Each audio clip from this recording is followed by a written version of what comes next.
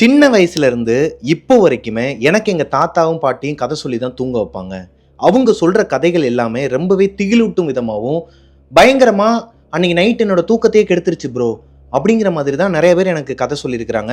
நம்ம ஒரு ஸ்டோரியில பார்த்துருப்போம், ஒரு பாட்டி வந்து ஏய் மோகினி பொடி அப்படிங்கிற மாதிரி விரட்டியே விட்டுருப்பாங்கன்னு சொல்லியிருக்கேன். அதை பார்த்துட்டு அவங்களோட பேத்திக்கு ஒரு தைரியம் கிடைச்சிருக்குன்னு. அதே மாதிரி தான் நம்மளோட ஷோவை பார்த்ததுக்கு அப்புறமா கிட்டத்தட்ட 150 கதைகளுக்கு மேலே நம்ம போயிட்டு இருக்கிறோம். நிறைய பேர் கமெண்ட்லேயே சொன்னீங்க, உங்களோட கதையை பார்க்க ஆரம்பிச்ச டைம்ல எங்களுக்கு கொஞ்சம் பயம் இருந்துச்சு, ஆனால் போக போக எங்கள் வீட்டுக்கு வெளியே எதனா சவுண்டு கேட்டுச்சுன்னா கூட இன்னைக்கு போயிட்டு நாளைக்கு வா, அவ்வளோ ஏன் நம்ம ஒரு கதையில வந்து அப்துல் பாயை பத்தி பார்த்துருப்போம், என்னோட ஃப்ரெண்ட் இருக்கார் இல்லையா, அவரே என்ன சொல்றாருன்னா ஒரு கட்டத்துக்கு மேல இப்பெல்லாம் நான் கண்டுக்கிறதே இல்லை பிரபா, நான் பாட்டுக்கு படுத்துருக்கிறேன், நீ உன் வேலையை பாரு, நான் என் வேலையை பாரு, நான் என் வேலையை பார்க்குறேன் அப்படிங்கிற மாதிரி அவரே ஒரு முடிவு பண்ணிட்டார். ஆனால் நமக்கு தைரியம் சொல்ல வேண்டிய தாத்தாவும் பாட்டியுமே அவங்களே நம்மளை பயம்புறுத்துனாங்கன்னா நமக்கு எப்படி இருக்கும்? இப்போ ஒரு விஷயத்தை பார்த்து நான் பயந்து எந்திரிக்கிறேன், நைட்டு 1 மணிக்கு எனக்கு ஒரு கனவு வருது, பயந்து எந்திரிச்சோடனே என்னோட தாத்தா இருக்கிறாருன்னா, ஒன்றும் இல்லைடா அதெல்லாம் சும்மா உனக்கு நினைவுகளில் இருக்கிற அந்த இது வந்து சும்மா ஒரு மாதிரி ஆலோசனேஷனாக வந்திருக்கும், அதெல்லாம் ஒன்றும் இல்லைப்பா, நம்ம சாமி இருக்கிறாரு, நீ படுத்துக்கோ அப்படிங்கிற மாதிரி சொல்லுவாங்க இல்லையா. அதுவே நான் அலறி அடிச்சு எந்திரிச்சதுக்கு காரணமே என்னோட தாத்தாவா இருந்தா, அவர் ஒரு மாதிரி அமானுஷ்யமா பிஹேவ் பண்ணா, அப்நார்மலா அவர் வீட்டில் இருக்கிறாருன்னா நமக்கு எப்படி இருக்கும்? எஸ், இன்னைக்கு நம்ம பார்க்க போற ஸ்டோரி ரொம்பவே மாறுபட்ட ஒரு கதைங்க. மாறுபட்ட கதைன்னு சொல்றதை விட ரொம்பவே ஒரு மாதிரி பயங்கரமா இருக்கு. ஏன்னா ரொம்பவே அமானுஷ்யம் நிறைஞ்ச ஒரு கதை தான் இது. வாங்க ஸ்டோரிக்குள்ள போலாம். ஒரு பொண்ணோட தாத்தாக்கு அவரோட வாழ்க்கையில நடந்த ஒரு அமானுஷ்யங்க, அவரால இவங்க குடும்பத்துக்கே நடந்த அமானுஷ்யத்தை பத்தி தான் இன்னைக்கு நம்ம ஸ்டோரியில பார்க்க போறோம். Welcome to our show Devil's kitchen.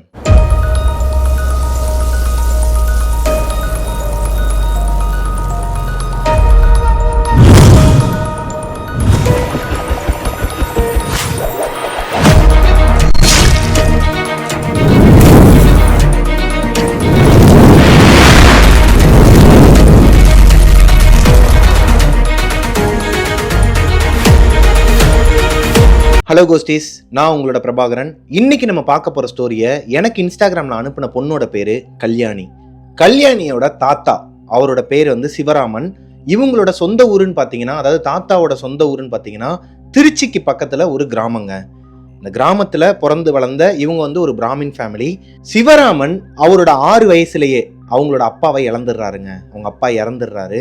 அதுக்கப்புறமா அவங்க அம்மா தான் கஷ்டப்பட்டு அவங்கள வளர்க்குறாங்க. ஃபியூச்சர்ல நல்லா படிச்சு கவர்மெண்ட் ஜாப்புக்கும் போயிடுறாருங்க. கவர்மெண்ட் ஜாப்புக்கு போனதுக்கு அப்புறமா சிவராமனுக்கு ஒரே ஒரு பையன் தானாங்க. அவரோட பேரு ராமன், அதாவது ராம்குமார். அவரை எல்லாருமே ராமன் தான் கூப்பிடுவாங்களாம். ராம் தான் கல்யாணியோட அப்பா. சிவராமன் பென்ஷன் வாங்குற வயசுல அவங்க கிராமத்துல தாங்க இருந்திருக்கிறாங்க, சிவராமனும் அவங்களோட வைஃபும். இப்போ இந்த கடைசி காலத்தை நம்ம பையனோட ஒரே ஒரு பையன் தான் அவங்களுக்கு. அவரோட வீட்டில் போய் வாழ்ந்து கழிக்கலாம், அவங்களோட ஃபேமிலியாக இருக்கலாம். ஏன்னா கல்யாணி அவங்களோட தம்பி 2 பேருங்க இவங்களோட வீட்டில். கல்யாணியோட தம்பி, அப்பா, அம்மா, இவங்க 4 பேர் தான். கடைசி காலத்தில் பேரம்பேத்திங்களோட இருக்கணும்னு சொல்லிட்டு பென்ஷன் வாங்குற டைமில் கிராமத்துல இருந்து டவுனில் இருக்கிற அந்த ராம் இருக்கார் இல்லையா, கல்யாணியோட அப்பா ராம்குமார், அவங்களோட வீட்டுக்கு வந்துடுறாருங்க. அவரும் அவங்களோட ஒய்ஃபும் வந்துடுறாங்க. இப்போ எல்லாருமே நல்லா தான் இருந்திருக்கிறாங்க. இவங்களோட லைஃபும் ஸ்மூத்தாக தான் ரன் ஆகிட்டு இருந்திருக்குது. அவரோட பென்ஷன் காசில் பையனுக்கும் சரி பேரங்களுக்கும் சரி அவரால் முடிஞ்சது எல்லாத்தையுமே உதவி பண்ணிக்கிட்டு தாங்க இருந்திருக்கிறாரு. ஒரு 2 மாதம் நல்லபடியாக போயிருக்குது. ஒரு நாள் நைட்டு 1 மணி இருக்குமாங்க, நல்லா படுத்து தூங்கிட்டு இருக்கிறாங்க. எப்பவுமே கல்யாணி அவங்க தாத்தா சிவராமன் கூடயும் அவங்க பாட்டி பங்கஜம் கூடயும் தான் போய் படுத்து தூங்குவாங்களாம். தாத்தா பாட்டினா அவங்களுக்கு ரொம்ப உயிராங்க. இந்த 2 மாதம் அவங்க வந்தே 2 மாதம் தான் ஆகுது இவங்க கூட இருந்தாலும் இந்த தாத்தா பாட்டியோட உறவுன்னு சொல்லுவாங்க இல்லையா, அவங்க கூட படுத்து தூங்குறது. உங்கள எத்தனை பேர் இப்படி தாத்தா பாட்டி கூட படுத்து தூங்குவீங்களோ கீழே கமெண்ட்ல சொல்லுங்க. அப்படிதான் கல்யாணியை அவங்க தாத்தா பாட்டி கூட படுத்து தூங்கிட்டு இருக்கிறாங்க. தாத்தா நடுவில் கல்யாணி, அதுக்கடுத்து பாட்டி, 3 பேரும் படுத்து தூங்கிட்டு இருக்கும்போது ஒரு 1 மணிக்கு சிவராமன் அவங்க பேத்தி கல்யாணியை எழுப்புறாரு. கல்யாணி என்னாச்சு தாத்தா? இவங்க டைம் பார்க்குறாங்க, 1 மணி ஆகுது. ஓடிரு. புரியல தாத்தா, இங்கேருந்து ஓடிரு, அவன் வந்துட்டான், இங்கே தான் நிற்கிறான், உன்னை கொன்றுவான் அப்படிங்கிற மாதிரி சொல்லியிருக்கிறாருங்க. இவங்களுக்கு ஒரு மாதிரி தூக்கி போட்டிருக்குது. மிட் நைட்டு 1 மணிக்கு பேத்தியை வாண்டடாக எழுப்பி இங்கே ஒருத்தன் நிற்கிறான், உன்னை கொல்றதுக்காக தான் வந்திருக்கிறான், நீ எப்படியும் தப்பிச்சு ஓடினா அந்த பொண்ணுக்கு எப்படிங்க இருக்கும்?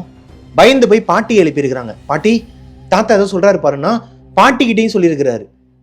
பங்கஜம் சொல்கிறத கேளு, அவளை கூட்டிட்டு கீழே போயிரு, இல்லைனா அவள் உயிருக்கே ஆபத்து, இங்கே நிற்கிறான் பாருன்னு அவங்களுக்கு ஒரு மாதிரி தூக்கி போட்டுருக்குது. இத்தனை நாளாக ஹெல்த்தியாக நல்லா தான் இருந்த மனுஷன் திடீர்னு இப்படி பண்ணுறதை பார்த்தா அவங்களுக்கு பயம்தான் வரும். ஏன்னா இதுக்கு முன்னாடி அவர் அந்த மாதிரி பண்ணியிருந்தாருன்னா இவர் எதனா கொஞ்சம் மென்டல் கோளாறுல உளர்றாரு அப்படிங்கிற ஒரு தாட் இருந்திருக்கும்.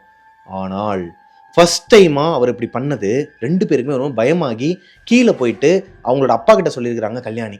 அவங்க அப்பா மேலே வந்து என்னாச்சுப்பா, ஏன்பா ஒரு மாதிரி பிஹேவ் பண்ணுறீங்கன்னா, தன்னோட பையன்கிட்டையும் சொல்லியிருக்கிறாரு, இங்கே பாரு ஒருத்தன் நிற்கிறான், அவன் வந்து உயிர்காவு வாங்குறக்காண்டி வந்திருக்கிறான், நம்ம குடும்பத்துக்கு ஆபத்து, எல்லாரும் இந்த வீட்டை விட்டு ஓடிடுங்க அப்படிங்கிற மாதிரி சொல்லியிருக்கிறாருங்க. கிட்டத்தட்ட 1.5 மணி நேரமாக அவரோட போராடி தூங்க வச்சிருக்கிறாங்க. அவர் வந்து இந்த டேப்லெட்லாம் எடுப்பாராங்க, பிபி சுகர் இது எல்லாமே இருக்குதான் அவருக்கு. அடுத்த நாள் காலையில் அவர் இப்படி நைட்டு ஒரு விஷயத்த பண்ணியிருக்கிறாரு, அப்நார்மலாக பண்ணியிருக்கிறாரு இல்லையா, இதை பற்றின எந்த ஒரு அறிகுறியுமே இல்லாத மாதிரி நார்மலாக பிஹேவ் பண்ணியிருக்கிறாரு. எப்பயுமே ஃபில்டர் காப்பி குடிப்பாராம், ஃபில்டர் காப்பி போட்டு கொடுக்க சொல்லி ஒய்ஃப் கிட்ட குடிச்சிருக்கிறாரு. குடிச்சிட்டு ஈச்சேர் ஒன்று இருக்குமா, அதில் எப்பயுமே உட்காந்து ஆடிக்கிட்டே இருப்பாராம். எப்பயும் போல் அதில் உட்காந்து ஆடிட்டு இருக்கிறாராம். இவங்க அப்பாவும் போய் கேட்கலையாங்க. ஒருவேளை அவர் கனவு எதனா கண்டு வயசாயிடுச்சு. அவருக்கு 81 வயசாங்க, அவங்க ஒய்ஃபுக்கு 78 வயசாம். இவ்வளோ வயசானதுக்கப்புறமா எதனா பார்த்து பயந்துருப்பாரு, அதனால தான் இந்த மாதிரிலாம் பிஹேவ் பண்ணுறாரோ என்னவோ, சரி விடுங்க அப்படின்னு சொல்லிட்டு விட்டுறாங்க. அன்னைக்கு நாள் முழுக்க நார்மலாக தாங்க இருந்திருக்கிறாரு. ஆனால் அன்னைக்கு நைட்டு, அதாவது அடுத்த நாள் நைட்டு கரெக்டாக ஒரு 11 மணி இருக்குமாங்க. 11 மணிக்கு அலறி அடிச்சு கத்திருக்கிறாரு, வந்துட்டான், அவன் வந்துட்டான், எல்லாரும் ஓடிடுங்க, இதோ வந்துட்டான், படையல் எடுத்துட்டு வாங்க, படையல் எடுத்துட்டு வாங்கன்னு சொல்லிட்டு கத்தி இருக்கிறாரு. இவர் கத்துன கத்துல பாட்டி ஆல்ரெடி மாத்திரை போட்டு பக்கத்துல படுத்துருக்காங்க. அவங்க எந்திரிக்கவே இல்லையா, ஃபுல்லா மட்டையாம், அப்படியே படுத்து கிடக்குறாங்களாம். இந்த பொண்ணுக்கு பயந்து ஒரு மாதிரி எந்திரிச்சு ஓடி இருக்கிறாங்க கீழே. சத்தம் கேட்டு அந்த கல்யாணியோட அப்பாவே மேலே வந்திருக்கிறாரு. என்னாச்சுமா தெருலப்பா ஏதோ கத்திக்கிட்டு இருக்கிறான்னு சொல்லிட்டு இந்த பொண்ணு கீழே ஓடி இருக்கிறாங்க. இவங்க அப்பா வந்து கேட்டிருக்கிறாருங்க, என்னாச்சுப்பா, ஏன்ப்பா இன்னைக்கு ஒரு மாதிரி பிஹேவ் பண்றீங்க, என்னதான்ப்பா ஆச்சு உங்களுக்கு, ஹாஸ்பிட்டல் போலாமா? இல்லடா, என்னோட அண்ணன் வந்திருக்கிறான், அதாவது அவரோட அண்ணன் இறந்துட்டாராம். அவங்க அப்பாவும் இறந்துட்டாங்க, அம்மாவும் இறந்துட்டாங்க, அவர் சைடில் எல்லாருமே இறந்துட்டாங்க. இப்போ அவர் சொல்றது அவரோட அண்ணன், சிவராமனோட அண்ணன் இங்கே வந்திருக்கிறாராம், இங்கே தான் நிற்கிறான், அவனுக்கு படையல் வைங்க, சாப்பாடு கொண்டு வா, பங்கஜம்னு சொல்லிட்டு எழுப்பி, தூக்கத்தில் இருந்தவங்கள எழுப்பி விட்டு போய் இட்லியும் மோர் குழம்பும் எடுத்துகிட்டு வர வச்சிருக்கிறாருங்க.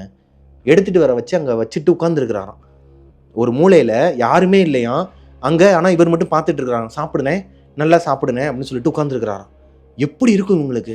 ஒருவேளை மென்டலி அவருக்கு எதனா அஃபெக்ட் ஆயிடுச்சோன்னு சொல்லிட்டு பையன் ராம்குமார் என்ன பண்ணுறாருன்னா, அவருக்கு தெரிஞ்ச ஒரு ஹாஸ்பிட்டல் திருச்சியில் இருக்குது, அங்கே கூட்டு போய் அவரை பார்க்குறாருங்க. நைட்டு 12 மணிக்கு அவரை அட்மிட் பண்ணுறாங்க. நடந்தது எல்லாத்தையும் டாக்டர் கிட்ட சொல்லும்போது, ஒன்றும் பிரச்சனை இல்லை, நைட்டு நான் ஸ்லீப்பிங் டோஸ் ஒன்று கொடுக்குறேன், அவர் நல்லா ரெஸ்ட் எடுக்கட்டும், நாளைக்கு வாங்க பார்த்துக்கலாம், ஒரு 3 நாள் அட்மிட் பண்ணி பார்க்கலாம் என்னன்னு சொல்லிட்டு. நார்மலாக இந்த ஏஜில் எல்லாருக்குமே வரக்கூடிய ஒரு பிரச்சனை தான், ஆனால் இது வந்து கொஞ்சம் ஹாரராக வேற மாதிரி பிஹேவ் பண்ணுறாரு, ஓகே பார்த்துக்கலாம் நாளைக்கு வரேன்னு சொல்லிட்டு அட்மிட் பண்ணியிருக்கிறாங்க. சிவராமன் கூட அவங்களோட ஒய்ஃப் பங்கஜமும் கல்யாணியோட அம்மாவும் அவங்களோட தம்பி 3 பேருமே அந்த தாத்தா கூட அன்னைக்கு தங்கியிருக்கிறாங்க. இவங்க இருக்கிறது ஒரு வார்டு, அதாவது இவங்க இருக்கிற வார்டில் மொத்தம் 8 பெட்டு இருக்குமாங்க.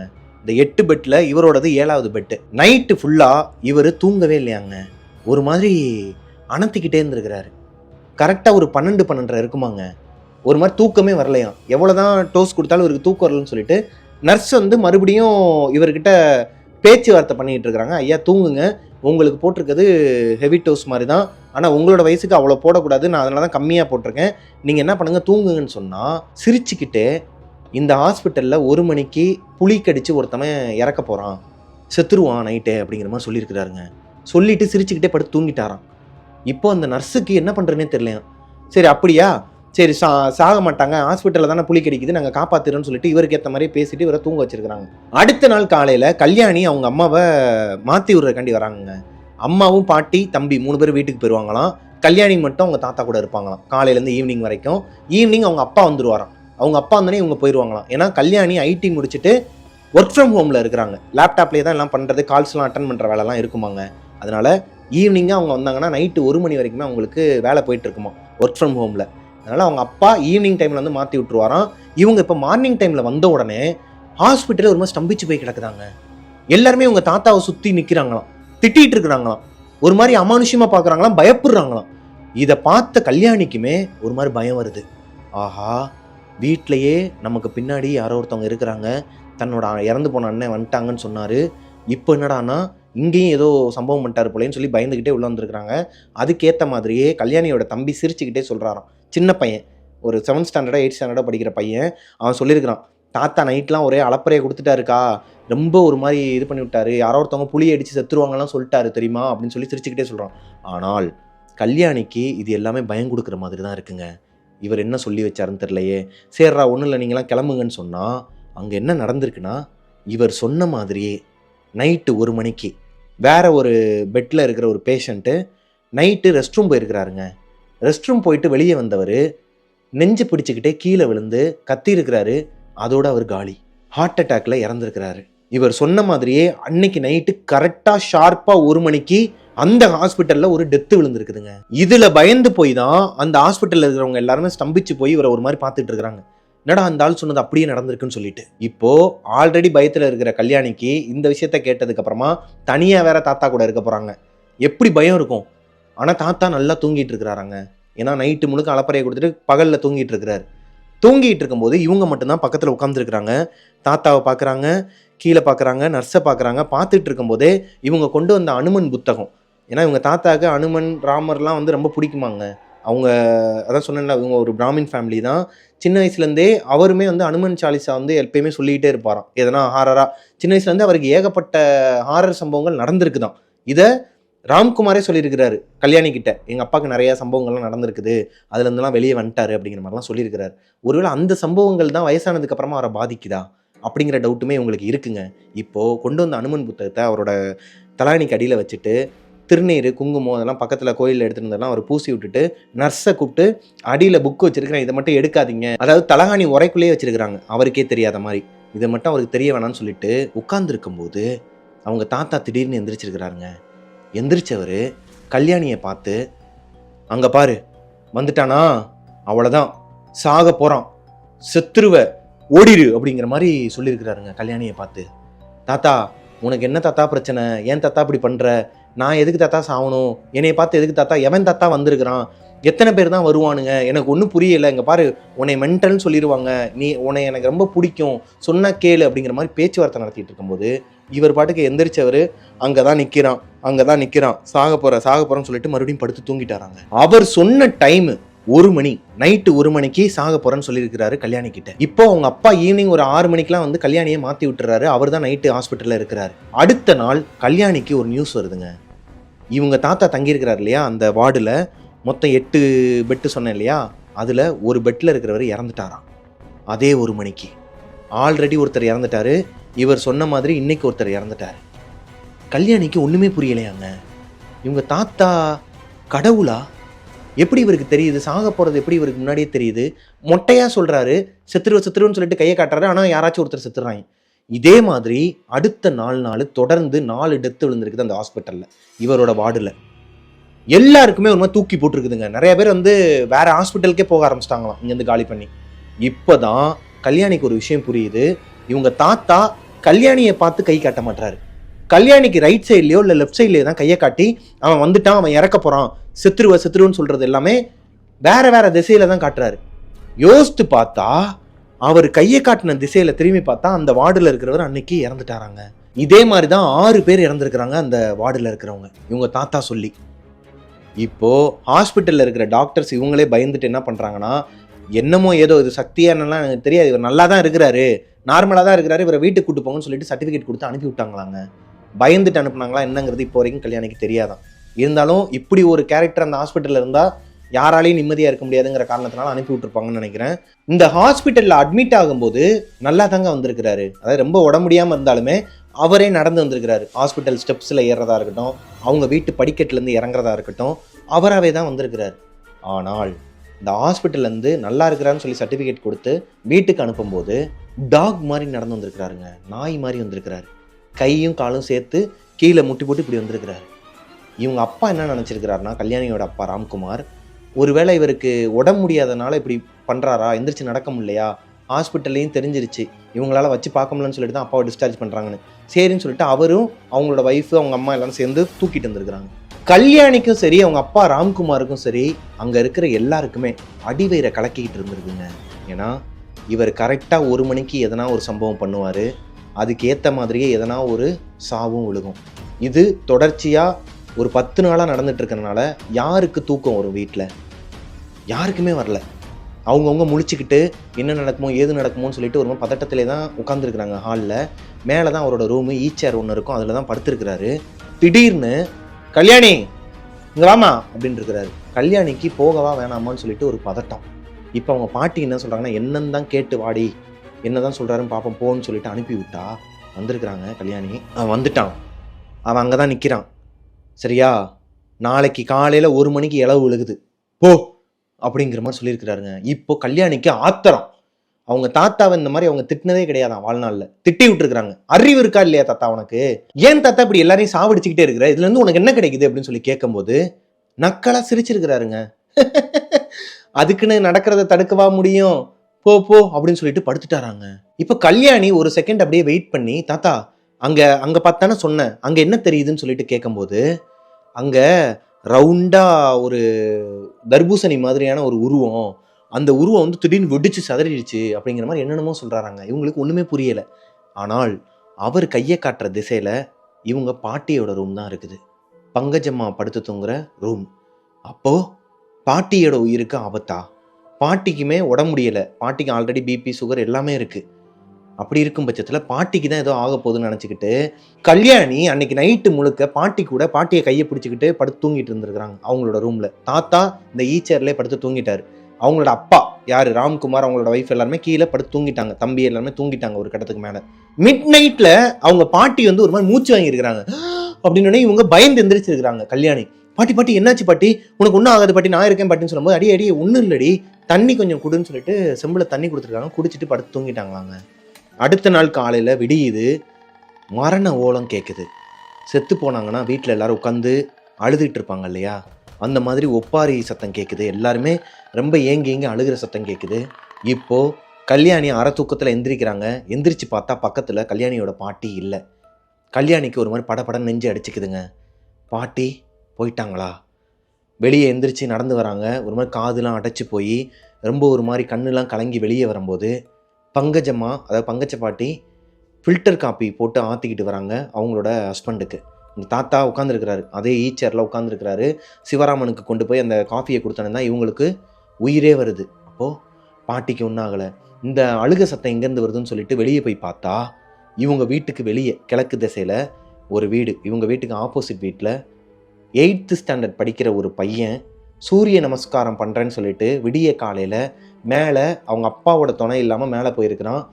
சேட்டைக்கேன்னு சொல்லிட்டு மேலே அந்த திண்டில் ஸ்லாப் மேலே ஏறி பண்ணியிருக்கிறான். கால் வாரி கீழே விழுந்து மண்டை செதறி இறந்துருக்குறாங்க. அப்போது இவங்க தாத்தா சொன்னது ஒரு தர்பூசணி மாதிரியான ஒரு உருவம், அது கீழே விழுந்து, அதாவது அது வெடிச்சு செதறுது அப்படிங்கிற மாதிரி சொன்னார் இல்லையா. சூரிய நமஸ்காரம், சூரியனை தான் ஒரு ரவுண்டா தர்பூசணிமான்னு சொல்லியிருக்கிறாரு. இந்த பையன் மேலேருந்து விழுந்து அவனோட தலை செதறி இறந்துருக்கிறானா. இப்போது கல்யாணிக்கு என்ன சொல்கிறதுனே தெரியலையாங்க.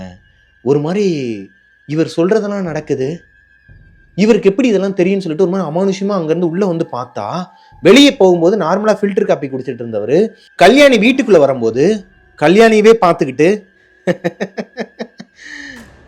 அப்படின்ட்டு டீ குடிச்சிருக்கிறாருங்க, ஃபில்டர் காப்பி குடிச்சிருக்கிறாருங்க. எப்படி இருக்கும் அந்த பொண்ணுக்கு? இதோட விடலைங்க அவங்க தாத்தா. அடுத்தடுத்து அவங்க ஏரியாவில் மட்டுமே 4 பேர் டெத் ஆகிருக்கிறாங்க. அடுத்தடுத்து ஒவ்வொரு நாளும் ஒவ்வொரு டெத்து. இதை பார்த்து எல்லாருமே பயப்பட ஆரம்பிக்கிறாங்க. அதாவது வீட்டுக்கு வெளியே இருக்கிறவங்களுக்கு நியூஸ் ஸ்ப்ரெட் ஆகலை, வீட்டுக்குள்ளே இருக்கிற கல்யாணியாக இருக்கட்டும், அவங்க அப்பா ராம்குமாராக இருக்கட்டும், அவங்க அம்மாவாக இருக்கட்டும், பங்கஜம் பாட்டியாக இருக்கட்டும், எல்லாருக்குமே பயங்க. தினம் தினம் செத்து பிழைக்கிற மாதிரி இருந்திருக்குதுங்க. நாளைக்கு யாரை சொல்ல போகிறாரோ என்னமோ ஏதோன்னு சொல்லிட்டு பதட்டத்திலே இருந்திருக்கிறாங்க. இந்த டைமில் சிவராமனுக்கு, அதாவது தாத்தாக்கு ரொம்பவே உடம்பு முடியாமல் போகுதுங்க. ரொம்ப ஹை ஃபீவரில் வைக்கிது, கை காலெலாம் நடுக்கம் கொடுக்க ஆரம்பிக்குது. அவரை ஹாஸ்பிட்டல் பக்கத்தில் இருக்க ஒரு கிளினிக் தூக்கிட்டு போகிறாங்க. ஏன்னா அந்த ஹாஸ்பிட்டல் கூட்டு போக முடியாது, இவரை பற்றி எல்லாமே தெரியும். ஸோ பக்கத்திலே இருக்கிற ஒரு கிளினிக் கூட்டு போனால் அங்கே போகும்போது நல்லா நார்மலாக வராறாங்க. நார்மலாக எந்திரிச்சு வராராம், நடந்து வராராம். ஹாஸ்பிட்டல் வாசலில் இறங்கினதுக்கப்புறமா அங்கே போனதுக்கப்புறமா என்ன சொல்கிறாருன்னா, நான் இறக்க போகிறேன், இன்னைக்கு நைட்டு 1 மணிக்கு நான் செத்துருவேன், நான் சாகும்போது என் பையனும் என்னோட பொண்டாட்டியும் வந்து என் கூடயே இருக்கணும், என் பேரம்பேத்திங்களெல்லாம் நீ பார்த்துக்கணும்டா அப்படிங்கிற மாதிரி உளர ஆரம்பிச்சிருக்கிறாருங்க. இதை கேட்டு எந்த டாக்டராக இருந்தாலும் பயப்படுவாங்க. அதுவும் இவங்க வீட்டுக்கு பக்கத்துலேயே லோக்கல் கிளினிக் தான் போயிருக்கிறாங்க. அங்கே இருக்கிற நர்ஸுங்களுக்கெல்லாம் இவரை பற்றி அரசல் புரசலாக ஒரு பேச்சில் தெரிஞ்சிருக்குது. இப்போ அந்த டாக்டர், லேடி டாக்டரை வெளியே கூட்டு போய் சொன்னதுக்கப்புறமா அவங்க பயந்துக்கிட்டு இந்த மாதிரிலாம் நாங்கள் ட்ரீட்மெண்ட் கொடுக்க முடியாது, இவரை வீட்டுக்கு கூட்டு போயிருங்கன்னு இருக்கிறாங்க. கிளினிக்லேருந்து வெளியே வரும்போது அகைன் அவர் ஒரு டாக் மாதிரி, ஒரு நாய் மாதிரியே கையையும் காலையும் பயன்படுத்தி ஒரு மாதிரி நடந்து வந்திருக்கிறாருங்க. இப்போதான் கவனிக்கிறாங்க, அவர் உடம்புக்கு முடியாமல் அந்த மாதிரி நடந்து வரல, அவர் ஒரு மாதிரி அப்நார்மலாக பிஹேவ் பண்ணுறாரு அப்படிங்கிறது ராம்குமாருக்கும் சரி, அவங்க வீட்டில் இருக்கிற கல்யாணி எல்லாருக்குமே தெரிய வருதுங்க. இப்போது வீட்டுக்கு கூட்டு வந்துடுறாங்க. வீட்டு வாசலில் உட்காந்துக்கிட்டு, நான் வீட்டுக்குள்ளே வரமாட்டேன், நான் செத்துருவேன், நான் சாகிறதுக்குள்ளே அவங்க எல்லாரையும் ஒரு தடவை நான் இங்கே உட்கார வச்சு பார்த்துக்கிறேன், என் பொண்டாட்டி பங்கஜத்துக்கு வந்து பிபி சுகர் அதிகமாக இருக்குடா, நீ நல்லா பார்த்துக்கடா உங்கள் அம்மாவை அப்படின்னு சொல்லிட்டு அவர் பையன்கிட்ட சொல்கிறாரு. அம்மாடி கல்யாணி, உன்னை நான் ரொம்ப காயப்படுத்திட்டேன்னு நினைக்கிறேன், என்னை தப்பாக நினச்சிக்காத, நான் இறந்ததுக்கப்புறம் உங்கள் யாரையும் டிஸ்டர்ப் பண்ண மாட்டேன், சரியா, எல்லோரும் நல்லா இருங்க அப்படின்னு ரொம்ப ஒரு மாதிரி பேச ஆரம்பிச்சிருக்கிறாருங்க அழுதுகிட்டே. இவங்களுக்கும் அழுக வந்திருக்குது. பா அப்படிலாம் பேசாதீங்க தாத்தா, அப்படிலாம் பேசாதீங்கன்னு சொல்லிட்டு இருக்கும்போது, மொட்டை மாடிக்கு கூட்டு போங்க, என்ன கைத்துக்கட்டில் எடுத்துகிட்டு வாங்க, நான் மேலே வந்து படுத்துக்கிறேன் அப்படிங்கிற மாதிரி சொல்லியிருக்கிறாரு. பா வேணாம்ப்பா, மேலே போக வேணாம், ஏன்னா நைட் டைம், இப்போ அந்த சம்பவம் நடந்துட்டு இருக்குது 10-10:30 இருக்குமாங்க, மேலே கூட்டு போங்கன்னு இருக்கிறாரு. அவர் வேணாம் வேணாம்னு சொல்ல இவர் ரொம்ப அடம்பிடிச்சு கேட்டதுனால அவங்க பையனும் கூட்டு போயிருக்கிறாருங்க. மேலே போனால் அங்கேயுமே அவரோட தொல்லை தாங்கலையாங்க. கல்யாணியை அவங்களோட தம்பியை அவங்க ரூமில் தாங்க இருந்திருக்கிறாங்க. ஏன்னா அவங்களுக்கு ஒர்க் ஃப்ரம் ஹோம்ங்கிறனால கால்ஸ்லாம் அட்டன் பண்ணணும்னு சொல்லிட்டு 1 மணி வரைக்கும், நைட்டு 1 மணி வரைக்கும் அவங்களுக்கு போகுமா அந்த ஒர்க் ஃப்ரம் ஹோம். ஸோ கீழே உட்காந்து கால்ஸ்லாம் அட்டன் பண்ணிட்டு இருக்கும்போது திடீர்னு அவங்க அப்பா கால் பண்ணுறாரு, கல்யாணியோட அப்பா கால் பண்ணுறாரு. என்னப்பான்னு சொல்லி கேட்கும்போது, அம்மா இவர் ரொம்ப படாத பாடுபடுத்துறாரு, பாட்டியோட பிபி மிஷின் வேற ரிப்பேராக இருக்குது, எனக்கு பயமாக இருக்குது, இவர் படுத்துகிற பாட்டில் பாட்டி முதல்ல போய் சேர்ந்துருவாங்களோன்னு பயமாக இருக்குது, நீ கொஞ்சம் மேலே வா, நீ வந்தனா கொஞ்சம் கண்ட்ரோல்டாக இருப்பார். ஏன்னா பேத்திக்கு தான் கொஞ்சம் அடங்கு வராங்க, பேத்தி சொன்னால் கொஞ்சம் கேட்டுப்பாராம், அதனால் அவங்கள கூப்பிட்டுருக்குறாங்க. இவங்களும் மேலே போனதுக்கப்புறமா அவங்க அப்பா கீழே நான் ரெஸ்ட் ரூம் மட்டும் போயிட்டு வந்துடுறமான்னு சொல்லிட்டு கீழே போயிருக்கிறாருங்க. இப்போது மறுபடியும் அந்த தாத்தா ஆரம்பிக்கிறார், இங்கே பார்த்தியா வந்துட்டான் பாரு கல்யாணி, அங்கே வந்துட்டாங்க பாரு எல்லாரும்னு. இவங்க பாட்டுக்கு அனுமன் சாலிசா அப்புறம் இதெல்லாம் சொல்லிக்கிட்டு பாட்டியை கையில் பிடிச்சிக்கிட்டு அவங்க அம்மாவையும் பார்த்துக்கிட்டு இருந்துருக்குறாங்க. ஆனால் இந்த தடவை அவர் ரொம்பவே ஒரு மாதிரி அப்நார்மலாக பிஹேவ் பண்ணியிருக்கிறாருங்க.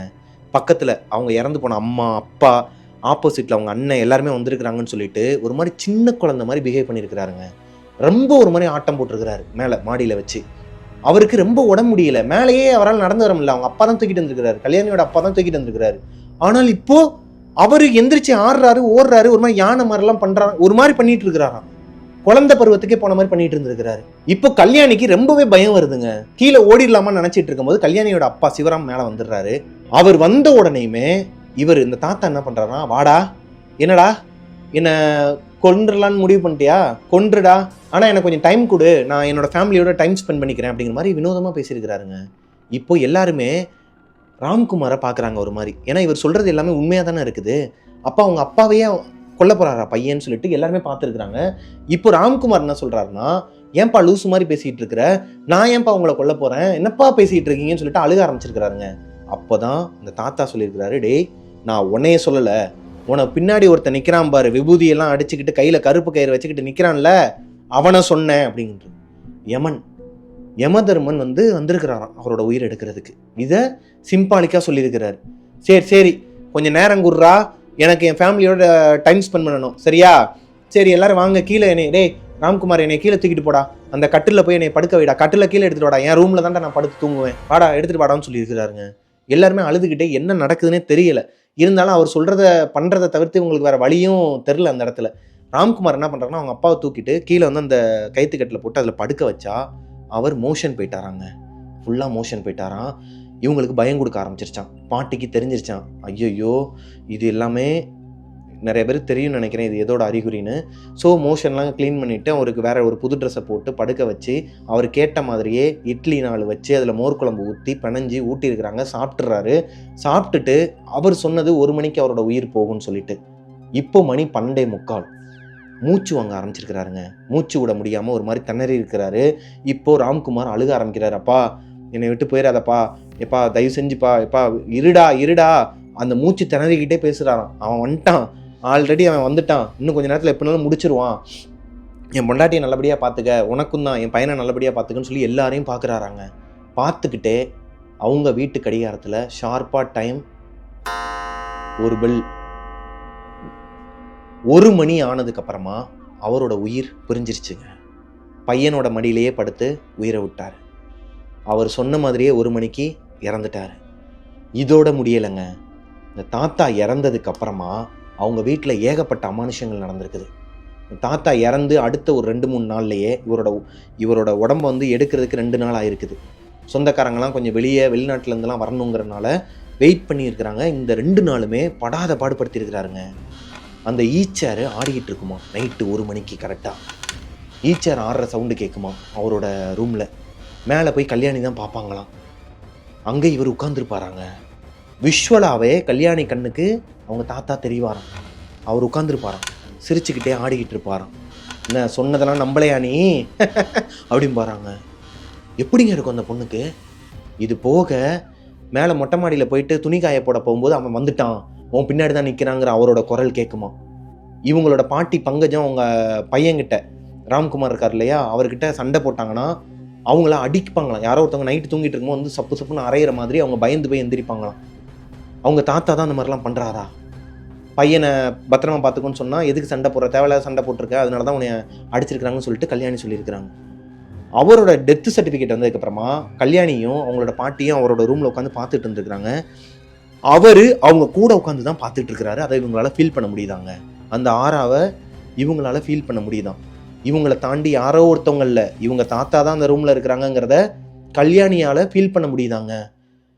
என்னடா இது இப்படியே தொடருதேன்னு சொல்லிட்டு, இருந்தாலும் யாரையும் டிஸ்டர்ப் பண்ண மாட்டாங்கன்னு நினச்சிட்டு இருந்த தருணத்தில் வீட்டில் இருக்கிற ஒவ்வொருத்தருக்கும் உடம்பு முடியாமல் போகுதாங்க. அடுத்தடுத்து எல்லாருமே படுத்த படுக்கை ஆகுறாங்க. அசம்பாவிதங்கள் நடக்குது. வீட்டில் ரத்தக்காவு வாங்குது, ரத்தக்காயம் வாங்குது. இப்போது 1 வருஷம் ஆகுதுங்க. அவருக்கு சாமி கும்பிட்றாங்க. சாமி கும்பிட்டதுக்கு அப்புறமா ஒரு 20% இந்த அசம்பாவித அமானுஷத்துலேருந்து கொஞ்சம் வெளியே வந்திருக்கிறாங்க. 1000 ரூபாய் அவர் சேர்த்து வச்சிருந்தாராம். திருப்பதியில் போய் போடணும், இந்த உண்டியலில் போய் இந்த காசை போடணும்னு சொல்லிட்டு சேர்த்து வச்சிருந்தாராம்.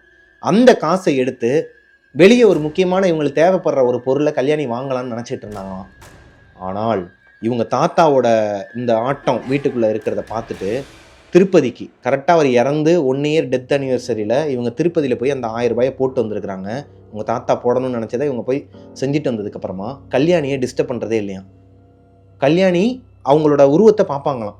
ஒரு மாதிரி வெள்ளை கலரில் புகை மாதிரி போவாராம், திடீர்னு ஈச்சார் ஆடுமா. இதெல்லாம் இப்போ வரைக்குமே அவங்க வீட்டில் நடந்துட்டு இருக்குதாங்க. ஆனால் அவங்க என்னைக்கு அந்த தாத்தாவோட ஆசையை நிறைவேற்றிட்டு இருந்தாங்களோ அன்னையிலேருந்து இவங்க வீட்டில் யாருமே டிஸ்டர்ப் பண்ணுறது கிடையாது. இவங்க யாருக்குமே எதுவுமே வந்து இந்த மாதிரி ரத்த காயம் ஆகிறது, அப்நார்மலாக எதுனா வீட்டில் நடக்கிறது, அசம்பாவிதங்கள் அமானுஷங்கள் எதுவுமே நடக்காதாங்க. அவர் பாட்டுக்கு வருவாராம், அவர் பாட்டுக்கு போவாராம். இவங்களும் கண்டுக்க மாட்டாங்களாம். இப்போ வரைக்கும் அவங்க வீட்டில் இது நடந்துகிட்டு இருக்குதாங்க. இதுதான் இன்ஸ்டாகிராமில் கல்யாணி கிடையாது, அவங்களோட ஒரிஜினல் நேம் வேறு. அவங்களோட வீட்டாளுங்க நேமையும் அவங்க நேமையும் மென்ஷன் பண்ண வேணான்னு சொன்ன காரணத்தினால நானாக ஒரு புனைப்பெயர் வச்சு தான் சொன்னேன் உங்ககிட்ட. ஆனால் இது அவங்க என்கிட்ட சொன்ன ஒரு உண்மை கதைங்க. அதாவது உண்மை கதைன்னு சொல்லிட்டு சொன்னாங்க. நான் உங்ககிட்ட அதை என்னோட நரேஷனில் ஒப்படைச்சிட்டேன். இந்த ஸ்டோரி உங்களுக்கு பிடிச்சிருக்குன்னு நினைக்கிறேன். பிடிச்சிருந்துச்சு அப்படின்னா லைக் பண்ணிடுங்க. உங்களோட வாழ்க்கையிலையும் இதே மாதிரி எதனா அமானுஷ்ய கதைகள் இருக்குது, அதை என்கிட்ட ஷேர் பண்ணணும்னு நினச்சிங்கன்னா கீழே டிஸ்கிரிப்ஷனில் பிரபாகரன் அஃபிஷியல்னு சொல்லிட்டு என்னோட இன்ஸ்டாகிராம் ஐடியை கொடுக்குறேன். அங்கே வந்து எனக்கு இன்பாக்ஸ் பண்ணுங்கள். மிஸ்டர் பிரபாகரன் யூடியூப் சேனலை சப்ஸ்கிரைப் பண்ணிடுங்க. பக்கத்தில் இருக்க பெல் ஐக்கானை தட்டி விட்டுருங்க. நெக்ஸ்ட் இதே மாதிரி ஒரு சூப்பரான ஸ்டோரியோட உங்களை மீட் பண்ணுற வரைக்கும் பாய். அதுக்கு முன்னாடி உங்களுக்கு இந்த கதையிலேருந்து என்ன தெரிய வருது? எனக்கு நிறைய டவுட் இருக்குதுங்க. ஏன்னா அவர் இருந்த வார்டில் எல்லாருமே இறந்துட்டதா சொன்னாங்க, இவர் மட்டும்தான் உயிரோடு வந்திருக்கிறாரு. அப்படி இருக்கும் பட்சத்தில் இவருக்கு இது ஒரு சக்தியா இல்லை இது என்ன மாதிரி? இந்த மாதிரி நான் கேள்விப்பட்டதே கிடையாதுங்க. மேபி உங்களோட வாழ்க்கையில் பார்த்துட்டு இருக்கிற உங்களோட லைஃப்பில் உங்களோட தாத்தாக்கோ இல்லை பாட்டிக்கோ இந்த மாதிரி நடந்திருக்கலாம். அவங்க சொல்கிறது எல்லாமே பழிச்சிருக்கலாம். அப்படி இருந்தாங்க அப்படின்னா கீழே கமெண்ட்டில் சொல்லுங்கள். பாய்.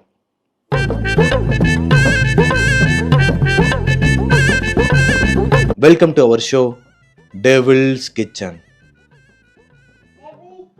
டெபிள்ஸ் கிச்சன்ல டெவில்ஸ் கிச்சன் அதே கிடையாதான். வாழ்நாளில் திட்டி விட்டுருக்குறாங்க. அறிவு இருக்கா இல்லையா தாத்தா உனக்கு? இவ பெருசு அந்த பிள்ளை சொன்னதானே சொல்கிறேன்.